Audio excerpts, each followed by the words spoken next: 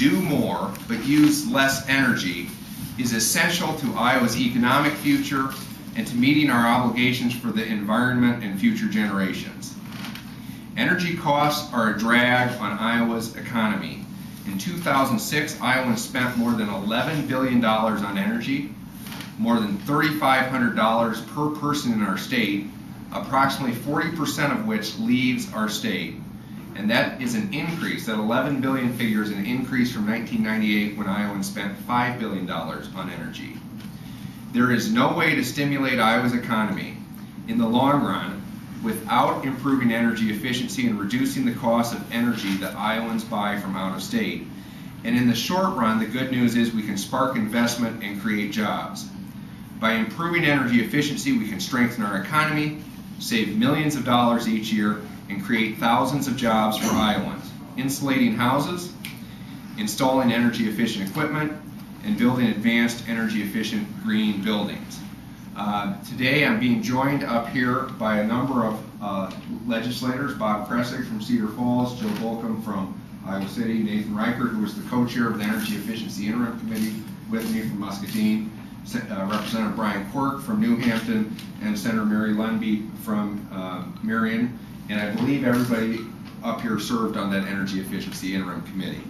At this point, I would like to introduce our special guest today, Bill McAnally, who is an instructor of the carpentry program at Iowa Central Community College and conducts build-it-right workshops across the state for rural electric co-ops and others. And with that, Bill, welcome to the Iowa Legislature, and if you'd like to share some remarks about what you're doing at Iowa Central, that would be great. Sure, thanks. Yeah, my name is Bill McAnally from Iowa Central Community College, and we've been teaching energy efficient green building, sustainable building for about the last 18 years.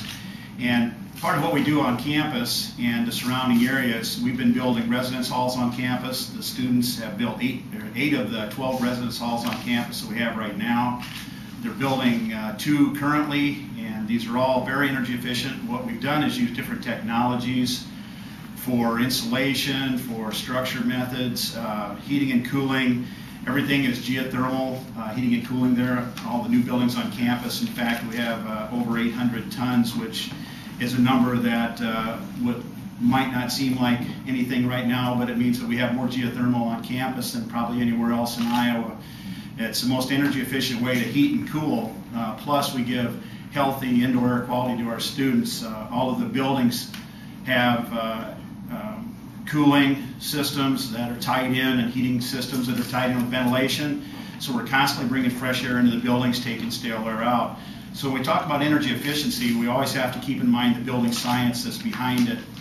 Just adding insulation or caulking is just a real small segment.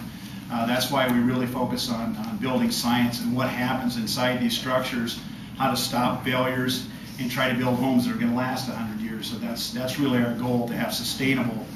And that term sustainable, you take it down, it actually means able to maintain. And that's what we need to have is houses and structures here in Iowa that are green and sustainable. What we're really looking for is support from basically everyone. We need to have support to somehow get all of these, these groups together that are doing green building, that are doing sustainable and energy efficient construction, and all of these things. We need to get them all tied together so that we can make a focus. We've been banging our heads on the wall for 30 years trying to get this movement going, and I think it's finally here. And so we're basically asking your help to kind of carry this on and actually come to success with it. So thank you. Thank you, Bill. Now I'd like to introduce a 2007 graduate of the Iowa Central program, Simon Lindner. Simon, welcome to the Iowa Legislature. It's great to have you here, and congratulations on your education. Like you said, I'm Simon Lindner. I graduated in 2007 from the carpentry program from Bill, and then when I finished school, when I went out to look for a job, one of my main things I'd like to have on my resume was that I was introduced to the green building and sustainable energy, and I think that's one of my main factors when I got hired for Rojan Home Improvement. We're more into the remodeling part of things now, but we're moving towards the new construction and more green building, which is why I think he's trying to he wants to hire more younger people from the carpentry program that are introduced to the green building. It's not much different. It's just people are old. The older people they get set in their ways and they don't want to change. It's not really especially building, but it's just a new way to do it, and it's the right way to do it. Thanks. Agreed. Thank you, Simon. In the packets I've handed out are some details about the legislative proposal that several of us are going to be sponsoring, I believe, in both the House and the Senate. And at this point, we'd like to take any questions or any questions that you have.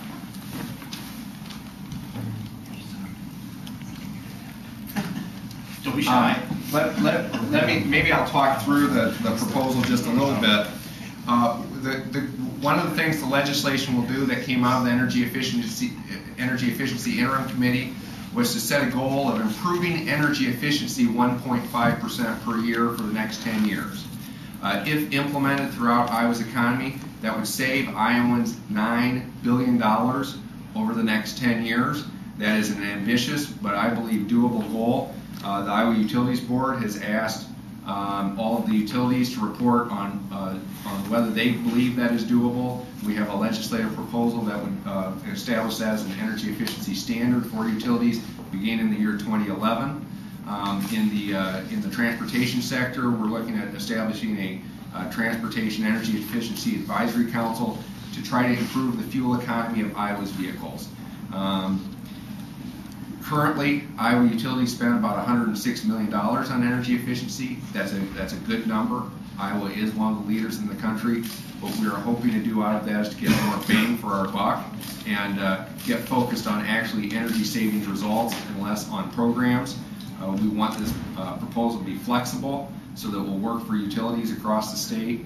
And one of the things the legislative proposal contained in it is allowing utilities to count as towards their energy saving standards customer-owned renewable energy plug-in hybrid vehicles of the future, like the plug-in hybrid school buses that were here last week.